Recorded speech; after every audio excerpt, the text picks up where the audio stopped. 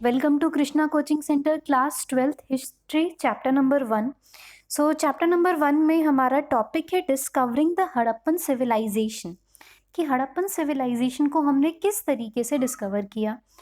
So far we have examined facets of Harappan civilization in the context that how archaeologists have used evidence from material remains to piece together part of fascinating history.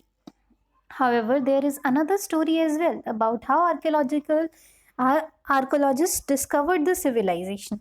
सी देखिए, हमने अभी तक देखा कि बहुत सारे parts, बहुत सारे फैक्ट्स, बहुत सारी चीज़ें we got to know about it. But धीरे धीरे क्या हो रहा था कि चीज़ों को जोड़ के एक नया फेस, नया अंजाम देने की कोशिश की जा रही थी. So when Harappan cities fell into ruin, people gradually forgot all about them. When men and women began living in the area millennia later, they did not know what to make of strange artifacts that occasionally surface, washed by floods or exposed by soil erosion, or turned up while plugging a field or digging for treasure. See Harappan culture बहुत पहले रहा होगा और धीरे धीरे for some reasons बहुत सारे वजह बोली जाती है वो ख़त्म हो गया. अब बहुत कई सालों बाद वहाँ पे और लोग रहने लग गए. तो जब भी कुछ बाढ़ वगैरह आती थी या कुछ भी वो डिगिंग वगैरह करते थे तो कुछ भी उनको पुराना मटेरियल मिल जाता था and they were so confuse कि इसका करना क्या है भाई. सो कनिंघम कन्फ्यूजन. कनिंघम कौन थे? जो कनिंघम थे वो थे first director general of ASI, that is archaeological survey of India. Please tell me in comment section कि आर्कियोलॉजिकल सर्वे ऑफ इंडिया जो था वो कब इस्टेब्लिश हुआ था. सो कनिंघम जो थे he began archaeological excavation in mid 19th century. तो आर्कियोलॉजिकल्स क्या प्रेफर करते थे? वो रिटर्न वर्ड को प्रेफर करते थे. अगर जैसे कोई टेक्स्ट लिखा है या इंस्क्रिप्शंस लिखा है जो उनकी इन्वेस्टिगेशन में उनकी मदद करती थी. उनको मोस्टली समझ में नहीं आता था कोई आर्टिफैक्ट्स है या कोई पिक्चर वाली जो राइटिंग है उसको कैसे हम समझें. तो in fact Cunningham main interest was in archaeology of early historic, that is 6th century BC to 4th century CE. उसकी हिस्ट्री क्यों उसको अच्छा लगता था? क्योंकि मोस्टली उसको रिटर्न सबूत उसके मिल जाते थे. So he used the accounts left by Chinese Buddhist pilgrims who had visited the subcontinent between 4th and 7th century. तो वो क्या करता था? मोस्टली जो चाइनीज बुद्धिस्ट जो पिलग्रिम के लिए आते थे, तीर्थ के लिए आते थे, तो वो क्या करते थे? वो अपना चाइनीज़ वगैरह में कुछ ना कुछ तो छोड़ ही जाते थे, कुछ ना कुछ लिख जाते थे. तो उसमें उसका बड़ा ज़्यादा इंटरेस्ट था. So between the 4th and 7th century to locate early settlements. So Cunningham also collected documents and translated inscription found during his surveys. तो उसने कलेक्ट किए डॉक्यूमेंट्स को और जो इंस्क्रिप्शंस थी उनको उसने ट्रांसलेट किया. जब उसने एक्सकेवेशन किया साइट्स का तो he tended to recover artefacts that he thought had cultural value. जब भी वो एक्सकेवेशन करता था वो उन सब आर्टिफैक्ट्स को संभाल के रखता था, रिकवर करता था, जिसको उसको लगता था कि कोई ना कोई कल्चरल वैल्यू ना इससे एसोसिएटेड है. एक साइट जैसे कि हड़प्पा है which was not part of itinerary of Chinese pilgrims and was not as an early historic city did not fit very neatly with this framework of investigation. तो अभी तक हम क्या समझे कि उसका इन्वेस्टिगेशन का फ्रेमवर्क कुछ और था, उसकी सोच कुछ और थी, उसका थॉट कुछ और था. वहीं पे if I compare Harappa with all those things that he excavated, तो हड़प्पा काफ़ी अर्ली सिटी थी. ना ही वहाँ पे कोई चाइनीज़ पिलग्रिम्स आए थे एंड दैट्स वाई वो उसके इन्वेस्टिगेशन में ना फिट नहीं बैठ पा रही थी. भैया को चाइनीज़ चीज़ें ज़्यादा पसंद है. इनसे कहो जी कई साल बाद जब वो कोरोना लेके आएंगे ना तब पता चलेगा. So although Harappan artefacts were found fairly often during the 19th century and some of these reached Cunningham, but सच तो छुपाए नहीं छुपता. वो सच इश्क जैसा है. सो कितना भी छुपा लो छुपेगा ही नहीं. So he did not realise how old these were. तो जब उसको 19th सेंचुरी में कुछ मिले तो उसको नहीं आइडिया था कि ये कितने पुराने हैं.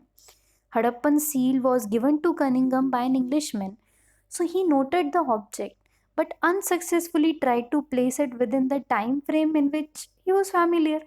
तो जब कनिंघम को ये सब चीज़ें मिली, इंग्लिशमैन ने किसी ने दी, तो वो ऐसे ही सोचा कि जिस टाइम पे वो स्टडी कर रहा है उसी टाइम का कुछ होगा। This was because he like many others thought कि जो इंडियन हिस्ट्री है वो शायद गंगा वैली की सिटी से ही शुरू हुई है, उससे ज़्यादा पुरानी है नहीं। तो अपना स्पेसिफिक फोकस दिया उसने। It is not surprising that he missed the significance of Harappa. तो कोशिश उसने करी थी, शुरुआत उसने ऑफकोर्स करी थी, बट ही मिस्ड इट। उसको नहीं क्लियर में हुआ, उसको नहीं समझ में आया कि ऐसा कुछ, ये चीज़ इतनी इम्पॉर्टेंट हो सकती है। Now a new old civilisation, एक नई पुरानी सभ्यता। वाह, लिखने वाला क्या खूबसूरत लिखते हैं ना। So subsequently seals were discovered at Harappa by archaeologist such as Dayaram Sahni in the early decades of 20th century. Please remember this name, Dayaram Sahni. He is a very great historian. Sorry, he was a very great historian. पर दिल में वो हमारे हमेशा जिंदा रहेंगे humanity students के। सो seals वहाँ पे डिस्कवर हुई और सील डिस्कवर करने वाले थे Dayaram Sahni ji. Early 20th century में उन्होंने सील्स डिस्कवर कर दी in layers that were definitely much older than early historic levels.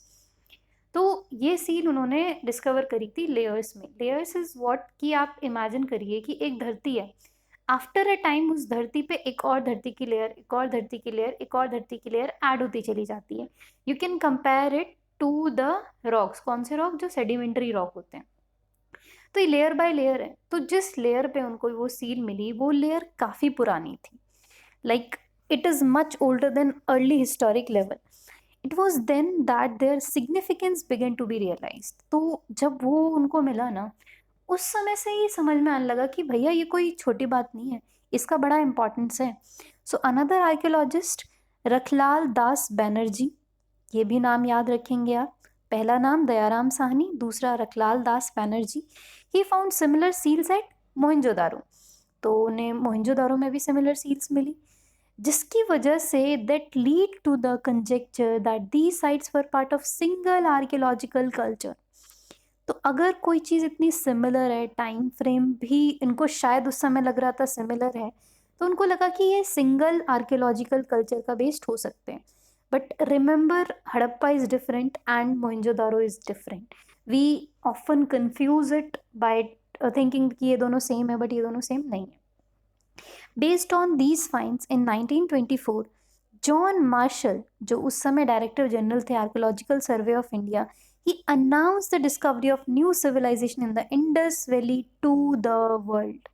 तो इतनी चीज़ें, इतनी सील्स वगैरह मिलने के बाद उन्होंने अनाउंस कर दिया, जॉन मार्शल ने 1924 में, कि हमें वर्ल्ड में एक नई सिविलाइजेशन मिली है। So S N Roy noted in the story of Indian archaeology, S N Roy ने नोट किया है Indian story of Indian archaeology नाम की एक बुक है उसमें, book. So Marshall left India 3000 years older than he had found her. तो इन्होंने एक बहुत प्यारी बात लिखी कि मार्शल ने वो इंडिया छोड़ा जो 3000 साल पुराना था जैसा उसको मिला था। छोटी सी बात है बट बहुत डीप है। डीप किस तरीके से है कि वो कहना चाह रहे हैं कि मार्शल ने एक नई चीज़ जो थी वो खोजी और पूरे वर्ल्ड को बताई। खोजी उसने नहीं थी, उस भैया ने बस अनाउंस किया था, बट ये है कि हाँ, लीडर का नाम थोड़ा ज़्यादा होता है। So this was because similar till then unidentified seals were found at excavation at Mesopotamian sites. It was then that the world knew not only for a new civilization but also of one of the contemporaneous with Mesopotamia. So it's just कि ये इतना important सिर्फ इसलिए नहीं था कि वहाँ एक नई सिविलाइजेशन थी, ये इतना इम्पोर्टेंट इसलिए भी था क्योंकि वो जो मेसोपोटामियन एज है उसको कोइंसाइड ऑलमोस्ट कर रहा था, तो that's why it become so important. In fact John Marshall instinct as director general of ASI marked a major change in Indian archaeology. John Marshall का बहुत नाम है, बंदे ने बहुत काम भी किया है। So he was the first professional archaeologist जो वर्क किया था इंडिया में, and brought his working experience from in Greece and Crete to the field. और बहुत काम कर रखा है उसने इंडिया में, ग्रीस में, क्रेट में, सारी फील्ड में। And most importantly, though like Cunningham, he too was interested in spectacular finds.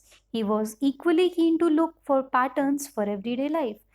तो जैसा कनिंगम इंटरेस्टेड था, ये बंदा भी अपना बहुत इंटरेस्टिंग था कि डेली लाइफ की उसको चीज़ें, पैटर्न्स वगैरह पता चलें जो उसको जो है किस तरीके से यूज़ में ला सकते हैं, कैसे हम इसमें काम कर सकते हैं, उसकी ये मदद करेगा। So Marshall tended to excavate along regular horizontal units measured uniformly throughout the mound, ignoring the stratigraphy of the site. This meant that all the artifacts recovered from the same unit were grouped together even if they were found at uh, different stratigraphic layers. सो देखिए, इसमें कुछ भी नहीं है। ये क्या कह रहा है कि जब उस बंदे ने खोज करना शुरू किया, जॉन मार्शल भैया ने, तो उन्होंने सबको एक यूनिट में नापा, एक ही लाइक एक प्लेस पे उन्होंने अपने दिमाग में रखा और उस चीज़ पे उन्होंने बहुत सारी स्टडी कर दी। ऑल्दो वो स्ट्रैटिफिकली बहुत डिवाइडेड भी था, स्ट्रेटा यानी कि ग्रुप्स बन सकते थे उनके, बट इनिशियली उसने वो ग्रुप्स इग्नोर करके एक साथ पढ़ना शुरू किया। As a result, valuable information about the context of these found were irretrievably lost. तो इसका नुकसान क्या हुआ कि उसने अगर सब चीज़ों को एक साथ पढ़ के एक ऐसा फॉर्मूला टाइप बना दिया कि हाँ यही सब पे एप्लीकेबल है, जिसकी वजह से जो रियल एसेंस था, जो उसकी स्टडी और हो सकती थी, वो कहीं ना कहीं पीछे छूटती चली गई। तो इसकी वजह से जो है कह सकते हैं कि उस समय तक हमें पता तो था, बट हमें बहुत ज़्यादा पता इस चीज़ का नहीं चला। सो इस पार्ट को हम यहीं तक रखते हैं, इसका अगला पार्ट हम कवर करेंगे अपने अगले वीडियो में। Thank you so much, I will meet you all in my next video.